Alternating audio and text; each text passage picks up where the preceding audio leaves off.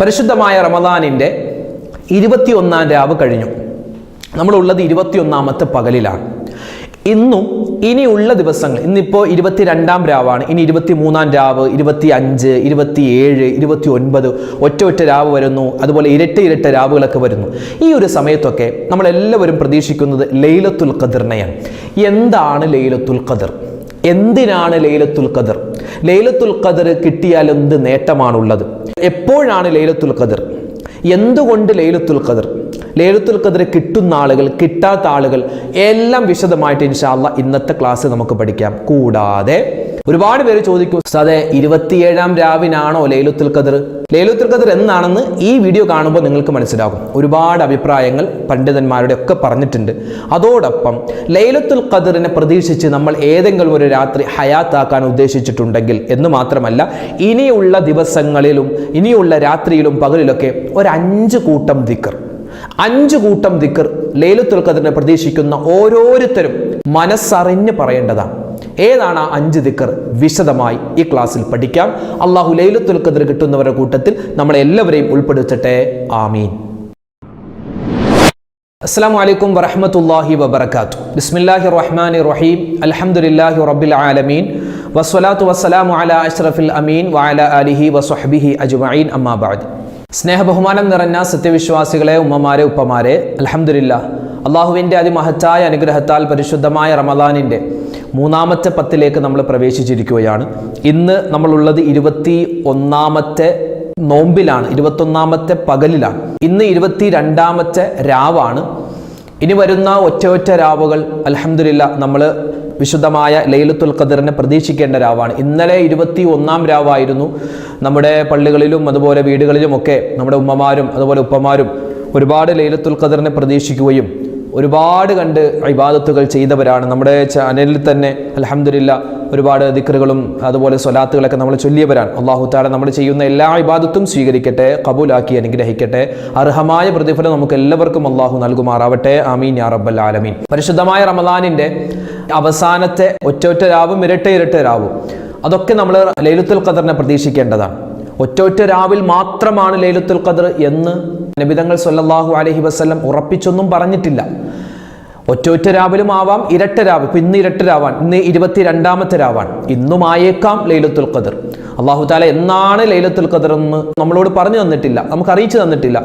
അപ്പോൾ അതെന്നാണെങ്കിലും അതിൻ്റെ പോരിശ കരസ്ഥമാക്കുന്നവരുടെ കൂട്ടത്തിൽ അള്ളാഹു നമ്മളെ ഉൾപ്പെടുത്തട്ടെ. ആമീൻ യാ റബ്ബൽ ആലമീൻ. അതായത് ലൈലത്തുൽ ഖദറിനെ പറ്റി അല്ലാഹു തആല വിശുദ്ധമായ ഖുർആനിൽ പറഞ്ഞിട്ടുള്ള അതിശ്രേഷ്ഠമായ സൂറത്തുൽ ഖദർ. ആ സൂറത്തുൽ ഖദറിൽ അല്ലാഹു തആല ലൈലത്തുൽ ഖദർ എന്താണെന്നും അതെങ്ങനെയാണെന്നും അതുപോലെ തന്നെ അതുകൊണ്ട് മനുഷ്യൻ എന്ത് നേട്ടമാണ് ഉള്ളതെന്നും എല്ലാം വിശദമായിട്ട് അല്ലാഹു പറയുന്നുണ്ട്. അപ്പം ഇന്ന് നമ്മൾ പറയുന്നത്, ഉസ്താദെ ഞങ്ങൾ ജനിച്ചത് മുതലേ കേൾക്കുകയാണ് ലൈലത്തുൽ ഖദർ. എന്താണ് ഈ ലൈലത്തുൽ ഖദർ? എങ്ങനെയാണ് ലൈലത്തുൽ ഖദർ? എന്തിനാണ് ലൈലത്തുൽ ഖദർ? എപ്പോഴാണ് ലൈലത്തുൽ ഖദർ എന്നൊക്കെ ഒരുപാട് പേർക്ക് സംശയമുണ്ടാകും. ലൈലത്തുൽ ഖദർ എന്ന വാക്കിൻ്റെ അർത്ഥം നിർണായക രാത്രി അല്ലെങ്കിൽ നിർണായക രാവ് എന്നാണ് ലൈലത്തുൽ ഖദറിൻ്റെ അർത്ഥം. അപ്പോൾ ഇൻഷാ അല്ലാഹ് എന്താണ് നിർണയിക്കുന്നത് എന്നൊക്കെ നമുക്ക് പറയാം. വിശുദ്ധമായ ഖുർആനിലെ ആ സൂറത്തുൽ ഖദർ തന്നെ, ബിസ്മില്ലാഹിർ റഹ്മാനിർ റഹീം, ഇന്നാ അൻസൽനാഹു ഫീ ലൈലത്തിൽ ഖദർ. നിശ്ചയമായും നബിയെ, ഈ വിശുദ്ധമായ ഖുർആനിനെ നാം ഇറക്കിയിട്ടുള്ളത് ഈ സുന്ദരമായ രാത്രിയിലാണ്. അതുപോലെ വമാ അദ്റാക മാ ലൈലത്തുൽ ഖദർ, എന്താണ് ലൈലത്തുൽ ഖദർ എന്ന് താങ്കൾക്ക് അറിയാമോ? ലൈലത്തുൽ ഖദർ ഖൈറും മിൻ അൽഫി ഷഹർ, 1000 മാസത്തേക്കാൾ ശ്രേഷ്ഠതയുള്ള ഒരു രാത്രിയാണ് ലൈലത്തുൽ ഖദർ. 1000 മാസം, അതായത് ഏകദേശം ഒരു കണക്ക് കൂട്ടം. 1000 മാസം എന്ന് പറഞ്ഞാൽ കറക്റ്റ് 1000 മാസത്തിന്റെ ശ്രേഷ്ഠത എന്ന് മാത്രമല്ല, 1000 മാസത്തേക്കാൾ എന്നാണ്. അതായത് ചിലപ്പോൾ 1000 മാസം ആവാം, 2000 ആവാം, 3000 ആവാം, 1,00,000 ആവാം. അള്ളാഹു അല്ല തരുന്നത്, അതുകൊണ്ട് കയ്യും കണക്കും ഉണ്ടാവില്ല. 84 വർഷവും 4 മാസവും എന്നൊക്കെ ചില പണ്ഡിതന്മാർ അഭിപ്രായപ്പെട്ടിട്ടുണ്ട്. 3000 രാത്രി, 3000 പകൽ എന്നൊക്കെ ഇങ്ങനെ അഭിപ്രായപ്പെട്ടിട്ടുണ്ട്. അപ്പൊ എന്തിനാണ് ഒരൊറ്റ രാത്രിക്ക് 3000 രാത്രി ഒരു മനുഷ്യനെ ഇബാദത്ത് ചെയ്യുന്ന, അല്ലെങ്കിൽ 3000 പകൽ ഒരാളെ ഇബാദത്ത് ചെയ്യുന്ന കൂലിയൊക്കെ അള്ളാഹു നമുക്ക് തരുന്നത്? അത് വേറൊന്നുമല്ല. ഇതൊക്കെ നിങ്ങൾക്ക് അറിയാവുന്ന കാര്യമാണ്, ഞാൻ ഓടിച്ച് പറയുക. മുൻഗാമികളായ ആളുകൾ അവരൊക്കെ ജീവിച്ചത് മഹാനായ ആദം നബിയെ പോലെ, മഹാനായ നൂഹ് നബിയെ പോലെ അലൈഹിമുസ്സലാത്തു വസ്സലാം. അവരൊക്കെ 1000 അതുപോലെ 950 900 ഒക്കെ വർഷം ജീവിച്ച ആളുകളാണ് ആ നബിമാരും അവിടുത്തെ സമൂഹവും. അപ്പോൾ അവരൊക്കെ ഒരുപാട് അള്ളാഹുവിനെ ഇബാദത്ത് ചെയ്തിട്ടുണ്ട്. അതുപോലെ തന്നെ 500 വർഷം ജീവിച്ച ആളുകൾ, 200 വർഷം ഒക്കെ ജീവിച്ച ആളുകളുണ്ട്. നമ്മളെ സംബന്ധിച്ചിടത്തോളം മുത്തായ റസൂലിന്റെ ഉമ്മത്തീങ്ങളായ നമുക്കുള്ള ഏകദേശം വയസ്സ് കൂടിപ്പോയാൽ 100 120 അതൊക്കെ വളരെ വിരളമായ ആളുകളാണ്. അള്ളാഹുവിന്റെ ഹബീബ് തന്നെ 63 വയസ്സല്ലേ ജീവിച്ചത്. അപ്പൊ അഅ്മാറു ഉമ്മത്തി മാബൈന സിത്തീന വ സബഈന, 60ന്റെയും 70ന്റെയും ഇടയിലാണ് എൻ്റെ ഉമ്മത്തിന്റെ വയസ്സ്. അപ്പൊ അത്രമാത്രം കുറച്ച് വർഷം ജീവിക്കുന്ന നമ്മെ സംബന്ധിച്ചിടത്തോളം നമ്മളാണ് മറ്റ് സമുദായങ്ങളെക്കാൾ ഏറ്റവും ഉത്തമരായ ആളുകൾ, ശ്രേഷ്ഠതയുള്ള ആളുകൾ. അപ്പോൾ നമ്മൾ ഈ 60 വർഷം എത്ര തലകുത്തി പറഞ്ഞ ഇബാദത്ത് എടുത്താലും അവർ ചെയ്ത ഇബാദത്തിന്റെ അടുത്ത് എത്തൂല. അപ്പൊ അങ്ങനെ എത്താൻ വേണ്ടിയേ ഒരു രാത്രി അള്ളാഹു തന്നിരിക്കുകയാണ്. ആ ഒരൊറ്റ രാത്രി നമ്മൾ പ്രയോജനപ്പെടുത്തിയാൽ എന്ത് കിട്ടും? 1000 മാസത്തേക്കാൾ, അതായത് 3000 രാത്രിയും 3000 പകലും ഒക്കെ ഇബാദത്ത് ചെയ്ത പ്രതിഫലം കിട്ടും. അതിനാണ് ലൈലത്തുൽ ഖദ്ർ അള്ളാഹു നമുക്ക് തന്നിട്ടുള്ളത്. ഇനി എന്നാണ് ലൈലത്തുൽ ഖദ്ർ? അതാണ് ഒരുപാട് പേർക്ക് അറിയേണ്ടത്. ലൈലത്തുൽ ഖദ്ർ സംഭവം ശരിയാണ്, ഞങ്ങൾ ഇബാദത്ത് ചെയ്തോളാം ഉസ്താദെ, ഓക്കെ. പക്ഷേ എന്നാണ് ലൈലത്തുൽ ഖദ്ർ? അത് എന്നാണെന്ന് നബി തങ്ങൾ നമുക്ക് കൃത്യമായി അറിയിച്ചു തന്നിട്ടില്ല. അങ്ങനെ കൃത്യമായി അറിയിച്ചു തന്നിരുന്നെങ്കിൽ 11 മാസവും നമ്മൾ എന്ത് ചെയ്യൂല? പള്ളി പോലും കയറൂല, നിസ്കരിക്കൂല, നോമ്പ് പിടിക്കൂല. ആ ഒരൊറ്റ രാത്രി വന്ന് എല്ലാം കൂടി പള്ളിയിൽ വന്ന് ഇബാദത്തായിട്ട് കഴിഞ്ഞുകൂടും. അങ്ങനെ ഒരു സ്വഭാവം നമുക്ക് നല്ലതല്ല. ഒരുപക്ഷെ അങ്ങനെയൊക്കെ മനുഷ്യന്മാർ ചെയ്ത് എളുപ്പത്തിൽ സ്വർഗത്തിലേക്ക് അങ്ങോട്ട് കയറാം എന്നൊക്കെ വിചാരിച്ച് മറ്റു മാസങ്ങളിൽ മോശത്തരം ഒരുപാട് ചെയ്തേക്കാം. അതൊക്കെ വിചാരിച്ചായിരിക്കാം നബി സല്ലല്ലാഹു അലൈഹി വസല്ലം തങ്ങൾ നമുക്ക് അത് അറിയിച്ചു തരാതിരുന്നത്. എന്താണോ അതിന്റെ സിർ, അത് അല്ലാഹു അഅലം. അപ്പോ ഈ 84 വർഷവും 4 മാസവും അഥവാ 3000 രാത്രി 3000 പകൽ ഇബാദത്ത് ചെയ്ത പ്രതിഫലം കിട്ടുന്ന ലൈലത്തുൽ ഖദ്ർ എന്നാണ് എന്നൊരാൾ ചോദിച്ചാൽ അതിന് മറുപടി പറയാൻ നമുക്ക് 2-3 ഹദീസുകളുണ്ട്. ഈ ലൈലത്തുൽ ഖദ്ർ എന്ന് പറഞ്ഞാൽ 4 പ്രകാശങ്ങളുടെ സമന്വയമാണ്. ആകാശ ഭൂമികളുടെ പ്രകാശമായ അള്ളാഹുവിൽ നിന്നും പ്രകാശം കൊണ്ട് സൃഷ്ടിക്കപ്പെട്ട ജിബ്രീൽ എന്ന മലക്ക് വഴി, അതാ മലക്കുകൾ വഴി പ്രകാശമാക്കപ്പെട്ട വിശുദ്ധമായ ഖുർആൻ, ലോകത്തിന്റെ പ്രകാശമായ വിളക്കായ മുത്തുനബി സല്ലല്ലാഹു അലൈഹി വസല്ലമ തങ്ങൾക്ക് അള്ളാഹു ഇറക്കി കൊടുത്ത ഒരു രാത്രിയാണ് ലൈലത്തുൽ ഖദ്ർ. അഥവാ രാത്രിയെ പകലാക്കി മാറ്റിയ പ്രകാശ വിപ്ലവമാണ് ലൈലത്തുൽ ഖദ്ർ എന്നുള്ളത്. നബി സല്ലല്ലാഹു അലൈഹി വസല്ലമ തങ്ങൾ പരിശുദ്ധമായ ശഅബാനിന്റെ അവസാനത്തെ ദിവസം നബിതങ്ങൾ സ്വഹാബിമാരെ എല്ലാവരെയും വിളിച്ചിട്ട് അവരോടൊരു പ്രസംഗം നടത്തി. യാ അയ്യുഹന്നാസ്, അല്ലയോ ജനങ്ങളെ, ഇന്നഹു ഖദ് അളല്ലക്കും ശഹ്റുൻ അളീം ശഹ്റുൻ മുബാറക് ഫീഹി ലൈല ഖൈറുൻ മിൻ അൽഫി ശഹർ. നബിതങ്ങൾ പറഞ്ഞു, സ്വഹാബത്തെ, ഒരു മാസം വരുന്നുണ്ട്, വലിയ ശ്രേഷ്ഠതയുള്ള മാസമാണ്, അതുപോലെ തന്നെ ഒരു ബറക്കത്താക്കപ്പെട്ട മാസമാണ്, അതിലൊരു രാത്രിയുണ്ട്, ആ രാത്രി 1000 മാസത്തേക്കാൾ ശ്രേഷ്ഠതയുള്ള രാത്രിയാണ്. ഇതൊക്കെ ഒരു ഹദീസാണ്. പിന്നെ ഇനി നമുക്ക് എന്നാണ് ലൈലത്തുൽ ഖദ്ർ എന്ന് നോക്കാം. ഒരുപാട് പേർക്ക് അതാണ് അറിയാനുള്ള ആഗ്രഹം. എന്നാണ് ഉസ്താദെ? 21-ാം രാവിനാണോ, 17-ാം രാവിനാണോ, 19-ാം രാവാണോ, 23, 25, 27, 29? എല്ലാവരും 27 പറഞ്ഞിരിക്കുക. പറയുന്ന ഞാൻ ഉൾപ്പെടെ 27-ാം രാവിലെ അല്ലെ? അൽഹംദുലില്ലാ, നമ്മളൊക്കെ ഒരുപാട് ഇബാദത്ത് ചെയ്യുന്നുണ്ട്. അന്നാണോ ഈ ലൈലത്തുൽ ഖദ്ർ? ഇനി കഴിഞ്ഞു പോയി 21-ലാണോ? നമുക്കൊന്ന് നോക്കാം. മഹാനായ അബൂ ഹുറൈറ റളിയല്ലാഹു തആല അൻഹു പറയുന്ന ഒരു ഹദീസിൽ നമുക്ക് കാണുവാൻ പറ്റും, നബി സല്ലല്ലാഹു അലൈഹി വസല്ലമ തങ്ങളുടെ അടുക്കൽ ലൈലത്തുൽ ഖദ്റിനെ പറ്റി ഞങ്ങൾ ഇങ്ങനെ സംസാരിക്കുകയാണ്. ലൈലത്തുൽ ഖദ്ർ എന്നാണ്, അത് എങ്ങനെയാണെന്നൊക്കെ ഞങ്ങൾ ഇങ്ങനെ നബിയുമായിട്ട് ഇങ്ങനെ സംസാരിക്കുകയാണ്. അപ്പോൾ അള്ളാഹുവിന്റെ ഹബീബ് സല്ലല്ലാഹു അലൈഹി വസല്ലം തങ്ങൾ ചോദിച്ചു, സഹാബത്തെ, റമളാൻ എത്രയായി? ഞങ്ങൾ പറഞ്ഞു, നബിയെ, റമളാൻ 22 കഴിഞ്ഞു. അപ്പൊ നബി തങ്ങൾ പറഞ്ഞു, എന്നാൽ ഇനിയുള്ള 7 ദിവസങ്ങൾ നിങ്ങൾ ലൈലത്തുൽ ഖദ്റിനെ പ്രതീക്ഷിച്ചോ.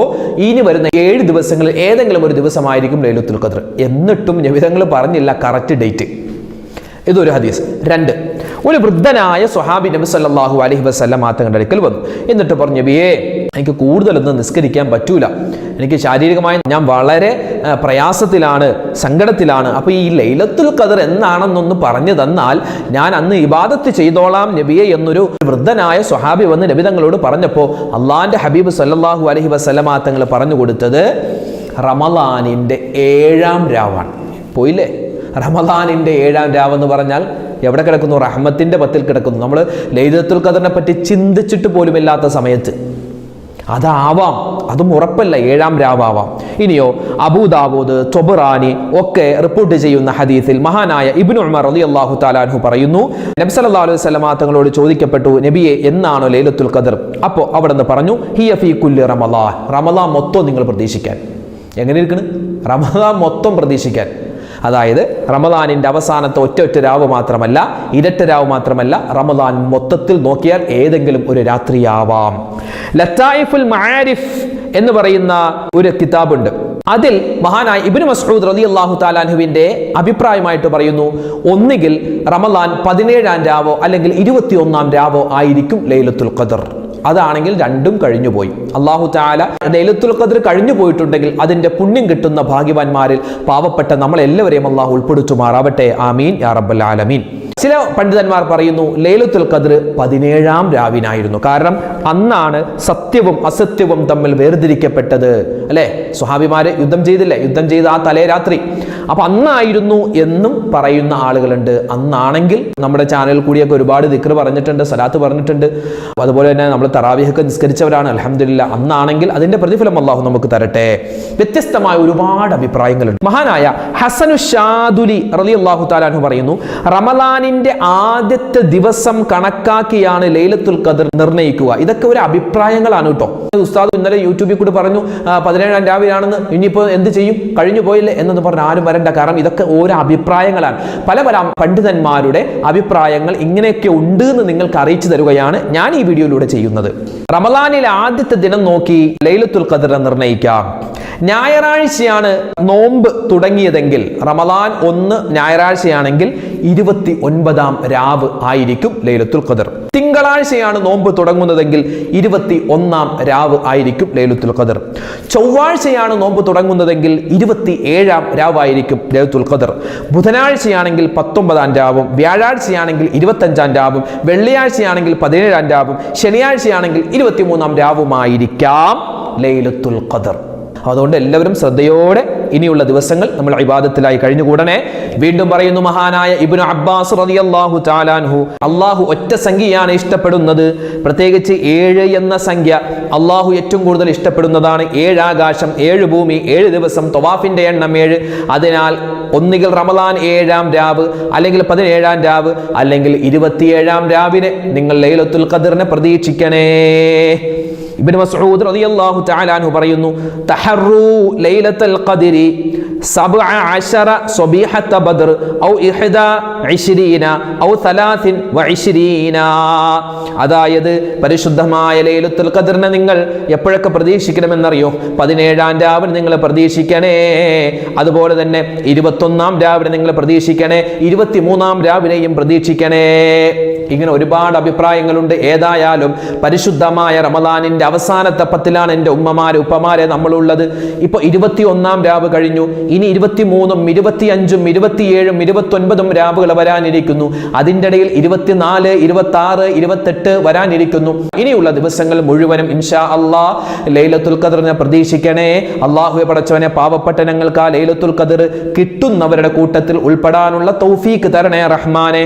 ഇന്ന് രാത്രി ലൈലത്തുൽ ഖദ്ർ ആണെന്ന് വിചാരിക്കുക. ഇന്ന് രാത്രി ലൈലത്തുൽ ഖദ്ർ ആണെങ്കിൽ നാളെ രാവിലെ ചില അടയാളങ്ങൾ നമുക്ക് കാണാൻ പറ്റും. അടയാളങ്ങൾ എന്നാ പറഞ്ഞത്, ഇത് കണ്ടേ മതിയാകൂ, അല്ലെങ്കിൽ ഇത് കണ്ടില്ലെങ്കിൽ കഴിഞ്ഞ രാത്രി ലൈലത്തുൽ ഖദ്ർ ആയിരുന്നില്ല എന്നൊന്നും അർത്ഥമില്ല. ഇതൊക്കെ പണ്ഡിതന്മാരുടെ അഭിപ്രായങ്ങളാണ്. ഒന്നാമത്, ഈ ലൈലത്തുൽ ഖദ്ർ എന്ന് പറയുന്ന രാത്രി വളരെ ശാന്തമായ, തെളിഞ്ഞ, സുന്ദരമായ ഒരു രാത്രിയായിരിക്കും. അങ്ങനെ ഒരു രാത്രിയുണ്ട്. അതുപോലെ തന്നെ ആ രാത്രിക്ക് ശേഷമുള്ള സൂര്യൻ മങ്ങിയ വെളിച്ചമായിരിക്കും. ആ രാത്രി നായകളുടെ അതുപോലെ കഴുതകളുടെ അലർച്ച കുറവായിരിക്കും. അന്നത്തെ രാത്രിയിൽ കടൽ വെള്ളത്തിന് അമ്ലസാന്ദ്രത കുറവായിരിക്കും, ഉപ്പുരസം കുറവായിരിക്കും. എല്ലാ സൃഷ്ടികളും അവരുടെ ഭാഷയിൽ അന്ന് ഇബാദത്തിലായിരിക്കും. മരങ്ങളും ചെടികളൊക്കെ വലിയ കുലുക്കൊന്നുമില്ലാതെ, വലിയ ആട്ടമൊന്നുമില്ലാതെ ഒരു സാധാ മട്ടിൽ, ഒരു എന്താ പറയുക, സൗമ്യ മട്ടിലായിരിക്കും എന്നൊക്കെ നമുക്ക് പല അഭിപ്രായങ്ങളും കാണാം. അപ്പോൾ ഇപ്പോഴും മനസ്സിലായിട്ടില്ല നമുക്ക് എന്നാണ് ലൈലത്തുൽ ഖദർ എന്ന്. അപ്പോൾ ഇനിയുള്ള ദിവസങ്ങളിൽ അതിശ്രേഷ്ഠമായ ദിനങ്ങളാണ്. എല്ലാം നമുക്ക് ലൈലത്തുൽ ഖദറിനെ പ്രതീക്ഷിക്കാൻ പറ്റിയ രാവുകളാണ്. ശേഷം വിശുദ്ധമായ ഖുർആനിൽ അല്ലാഹു പറയുന്നു, തനസ്സലുൽ മലായികതു വറൂഹു ഫീഹാ ബിഇദ്നി റബ്ബിഹിം മിൻ കുല്ലി അംർ. മലക്കുകൾ ഇറങ്ങി വരുന്ന രാത്രിയാണ്, റൂഹുകൾ ഇറങ്ങി വരുന്ന രാത്രിയാണ്. എന്തിനാണ് മലക്കുകൾ ഇറങ്ങി വരുന്നതെന്നറിയോ? ഈ മലക്കുകൾ മനുഷ്യരായ നമുക്ക് എതിരെ സാക്ഷി പറഞ്ഞ ആളുകളാണ്.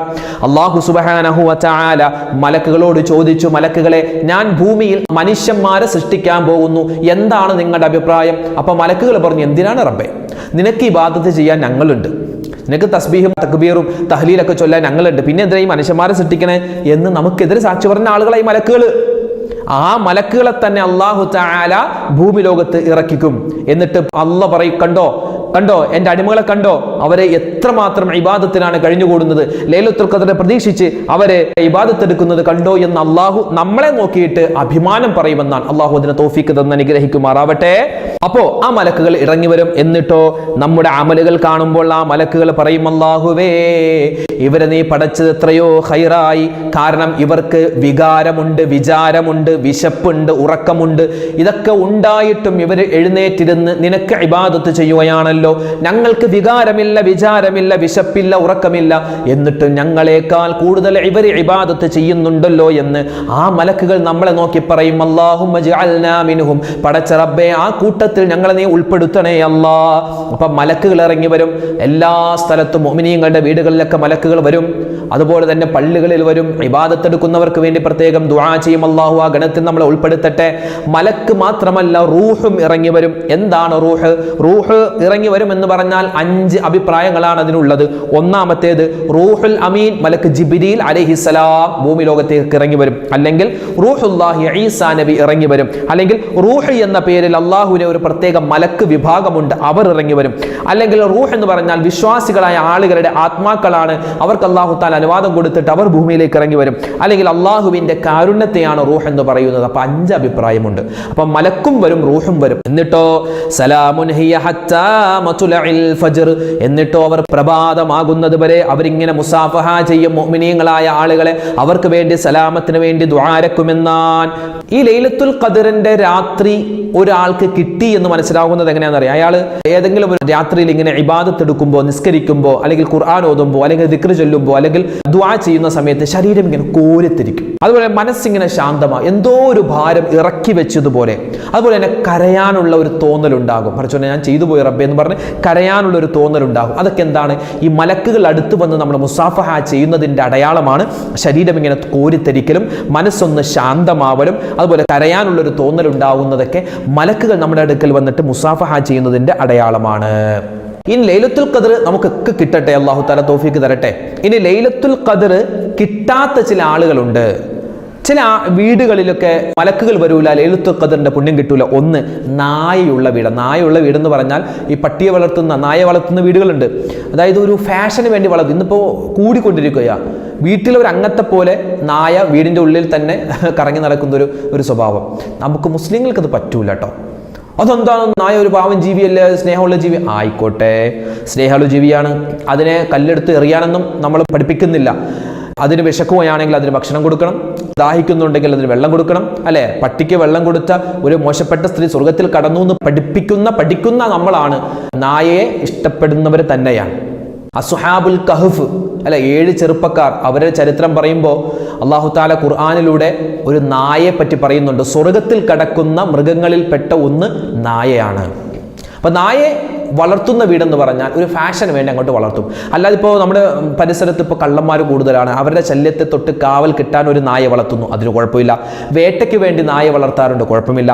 കൃഷിയുടെ ഒരു സേഫ്റ്റിക്ക് വേണ്ടി നായ വളർത്താറുണ്ട്, അതിന് കുഴപ്പമില്ല. അങ്ങനെയൊക്കെ നമുക്ക് വളർത്താം. അതല്ലാതെ ഒരു ഫാഷനായിട്ട് ഇപ്പോൾ വളർത്തുന്നുണ്ടല്ലോ, പല പല കാറ്റഗറിയിലുള്ള നായകളെയൊക്കെ വീട്ടിൽ വളർത്തുന്ന, അത് നമുക്ക് ചേർന്നതല്ല. അങ്ങനെയുള്ള വീട്ടിൽ അല്ലാഹുവിന്റെ മലക്കുകൾ വരൂല. അതെന്താ അങ്ങനെ എന്നൊന്നും ചോദിക്കേണ്ട, നബിതങ്ങൾ അങ്ങനെ പറഞ്ഞു, അതങ്ങോട്ട് വിശ്വസിച്ചാൽ മതി.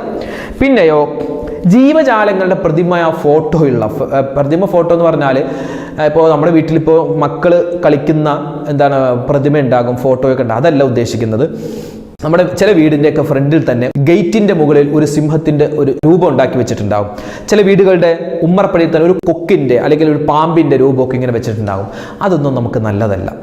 അതൊക്കെ ഉണ്ടെങ്കിൽ അത് മാറ്റലാണ്. അതായത് മൃഗങ്ങളുടെ രൂപങ്ങൾ നമ്മളതൊരു ഫാഷന് വേണ്ടി ഇങ്ങനെ വെച്ചിരിക്കുകയാണ്. അങ്ങനെ ഉണ്ടെങ്കിൽ അത് നല്ലതല്ല. അതുപോലെ ഷാരിബുൽ ഖംർ, കള്ളുകുടിയുടെ വീട്ടിൽ റഹ്മത്തിന്റെ മലക്ക് വരൂല, ലൈലത്തുൽ ഖദ്ർ കിട്ടൂല. അതുപോലെ മൻ ഖതഅ റഹ്, കുടുംബബന്ധം മുറിച്ച് പിണങ്ങിക്കടയുന്ന ആളുകളാണെങ്കിൽ അവരുടെ വീട്ടിലും ലൈലത്തുൽ ഖദ്റിന്റെ പുണ്യം കിട്ടൂല. അതുപോലെ തന്നെ അസൂയ, കുശുമ്പ്, കാപട്യം, ഹൃദയം ദുഷിച്ച ആളുകൾ, ഇവരുടെ ഒന്നും വീടുകളിലേക്കോ അല്ലെങ്കിൽ ഇവരുടെ ജീവിതത്തിലേക്കോ ലൈലത്തുൽ ഖദ്റിന്റെ പുണ്യം കിട്ടൂല. അപ്പൊ എന്താണ് ലൈലത്തുൽ ഖദ്ർ? എപ്പോഴാണ് ലൈലത്തുൽ ഖദ്ർ? എങ്ങനെയാണ് ലൈലത്തുൽ ഖദ്ർ? എന്തിനാണ് ലൈലത്തുൽ ഖദ്ർ? ലൈലത്തുൽ ഖദ്ർ കിട്ടുന്ന ആളുകൾ, കിട്ടാത്ത ആളുകൾ ഒക്കെ നമ്മൾ പറഞ്ഞിട്ടുണ്ട്. അപ്പോൾ ഈ വീഡിയോ നിങ്ങൾക്ക് ഉപകാരപ്പെടും എന്ന് പ്രതീക്ഷിക്കുകയാണ്. ഇനിയുള്ള രാവുകളിലും ഇനിയുള്ള പകലുകളിലും നമ്മൾ ലൈലത്തുൽ ഖദ്റിനെ പ്രതീക്ഷിക്കുക. ഒറ്റ രാവുകൾ പ്രത്യേകിച്ച് ഈ സമയത്തൊക്കെ നമ്മൾ ദ്വാരക്കേണ്ട ഒരു ദ്വാ. ഒന്ന്, അഷ്ഹദു അല്ലാ ഇലാഹ ഇല്ലല്ലാഹ് അസ്തഗ്ഫിറുല്ലാഹ് അസ്അലുകൽ ജന്നത വഅഊദു ബിക മിനന്നാർ. അതുപോലെ തന്നെ അല്ലാഹുമ്മ ഇന്നക അഫൂൻ തുഹിബ്ബുൽ അഫ്വ ഫഅഫു അന്നീ. ആ ദുആ മറന്നു പോവരുതേ. അല്ലാഹുമ്മ ഇന്നക അഫൂൻ തുഹിബ്ബുൽ അഫ്വ ഫഅഫു അന്നീ. ആ ദുആ നമ്മൾ ഒരുപാട് കണ്ടധികരിപ്പിക്കണേ. അതാണ് ലൈലത്തുൽ ഖദ്റിനെ പ്രതീക്ഷിക്കുന്ന രാവുകളിൽ ഏറ്റവും കൂടുതലായിട്ട് നമ്മൾ പറയണം. അല്ലാഹുവിൽ നിന്നുള്ള മാപ്പിനെ ചോദിക്കുന്നു. അതുപോലെ മറ്റൊരു ദുആയാണ് അല്ലാഹുമ്മ അഅ്തിഖ്നീ മിനന്നാർ വഅദ്ഖിൽനിൽ ജന്ന യാ റബ്ബൽ ആലമീൻ. ഈ ദുആയും നമ്മൾ അധികരിപ്പിക്കണേ. അതുപോലെ തന്നെ സലാമുൻ ഖൗലം മിർ റബ്ബിർ റഹീം, സലാമുൻ ഖൗലം മിർ റബ്ബിർ റഹീം, സലാമുൻ ഖൗലം മിർ റബ്ബിർ റഹീം. ആ ദുആയും നമ്മൾ അധികരിപ്പിക്കണേ. അതുപോലെ ലാ ഇലാഹ ഇല്ലാ അന്ത സുബ്ഹാനക ഇന്നി കുന്തു മിനൽ ളാലിമീൻ. മഹാനായ യൂനുസ് നബി പറഞ്ഞ ദുആയാണ് ലാ ഇലാഹ ഇല്ലാ അന്ത സുബ്ഹാനക ഇന്നി കുന്തു മിനൽ ളാലിമീൻ.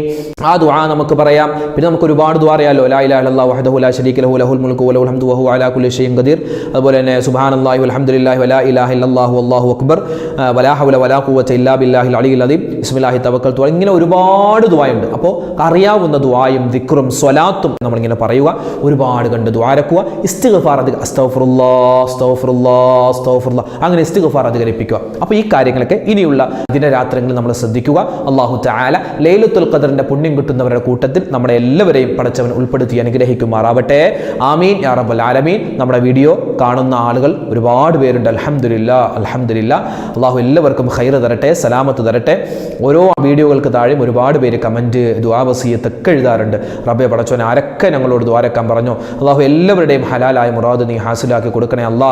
എല്ലാവരുടെയും പ്രയാസ പ്രശ്നങ്ങൾ നീ മാറ്റി കൊടുക്കണേ റഹ്മാനെ. സങ്കടങ്ങൾ മാറ്റണേ അല്ലാ, ദുരിതങ്ങൾ മാറ്റണേ റഹ്മാനെ. ഈ റമളാനിൻ്റെ പോരിശ മുഴുവൻ ഞങ്ങൾക്ക് തരണേ അല്ലാ. ഞങ്ങളുടെ മക്കളുടെ കാര്യം നീ ഏറ്റെടുക്കണേ അല്ലാ. ഭർത്താവിൻ്റെ രോഗം, ഭാര്യയുടെ രോഗം ഒക്കെ പറഞ്ഞ് ദ്വാരക്കാൻ പറഞ്ഞവരുണ്ട്. എല്ലാ ഖൈറാത്തുകളും നമ്മുടെ ജീവിതത്തിൽ നൽകണേ അല്ലാ. മരണപ്പെട്ടു പോയവർക്ക് നീ സ്വർഗം നൽകണേ റഹ്മാനെ. അള്ളാഹു ദുനിയാവും ആഖിറവും വിജയിക്കുന്നവരുടെ കൂട്ടത്തിൽ പാവപ്പെട്ട ഞങ്ങൾ എല്ലാവരെയും ഉൾപ്പെടുത്തണേ അല്ലാ. ലൈലത്തുൽ ഖദ്റിന്റെ പുണ്യം ഞങ്ങൾക്ക് നൽകണേ അല്ലാ. ആമീൻ യാ റബ്ബൽ ആലമീൻ. ഇൻഷാ അല്ലാ നാളെ മറ്റൊരു വീഡിയോ ആയിട്ട് കാണാം. അള്ളാഹു എല്ലാവരെയും ഖൈറിലാക്കട്ടെ.